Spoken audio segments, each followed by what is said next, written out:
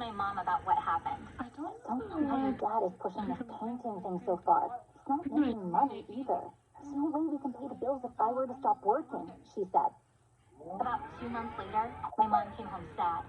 She had been working at a floral shop, but her boss sold the shop to someone else, and the new owner let my mom go. She couldn't find a new job, so we began having money issues. My dad was making next to nothing, and it became impossible for us to afford our rent. My mom was really worried because the landlord could kick us out anytime. When she told my dad things like, please get another job, don't have enough talent to be a professional painter, he would always respond with, you don't get my art. I'm going to be a famous painter one day and you'll regret the things you're telling me right now. At one point, we were in such bad shape that we couldn't even afford groceries.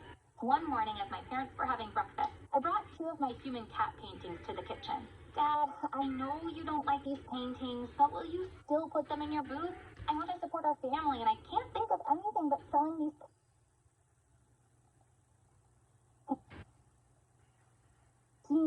Then you might see what a terrible idea it is to paint cats in human clothing.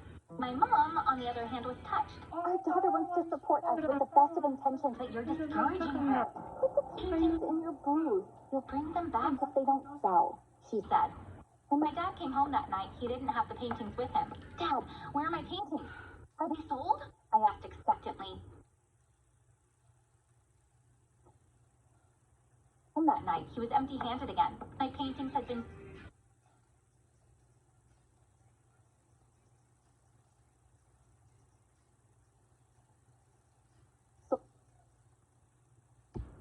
He was wearing designer clothes now. One day, my mom had enough. What's going on, Benjamin? We can barely afford rent. We have trouble paying the bills, but you were dressed in expensive clothes? That car you said belonged to your friend has been here for months, she said. Does it bother you that I got some nice things for myself? I raised the prices on my portraits. I make much more than I used to. I am an artist. I'm finally getting what I deserve, he replied. She got mad. Gianna worked long hours so that we can pay the rent. That means she doesn't need to do any more paintings since you can cover it, right? Dad faltered. Oh, well, I can pay the rent, he stuttered. Gianna should keep making her paintings. It makes her so happy when they sell. Don't get me wrong, I'm only thinking of her, he said. Both Mom and I knew he was hiding something from us. The next day, Mom came to pick me up from school, and we went to my dad's stand where he sold his paintings. When we arrived, we were surprised. Neither my dad nor his paintings were there. I asked another street painter where my dad could be. The man had so much respect for Dad. Benjamin is not a street painter anymore. He's become famous. His paintings sell in galleries. We thought Benjamin didn't have a lot of talent, but he surprised us. Those cat paintings are really good, he said. He's become famous, Mom muttered. Cat paintings? I screamed in shock. We got the address of a gallery where my dad's paintings were sold.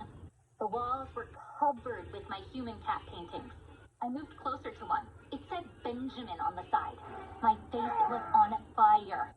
My dad had signed my paintings like he made them himself. Meanwhile, someone from the gallery staff came to talk to us. All these paintings are sold, but Benjamin is a very productive artist. We're going to receive new paintings next week, she said. My dad had made himself famous with my paintings, which he looked down on.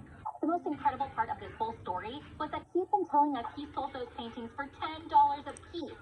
But the lady in the gallery said one of those paintings went for $2,000.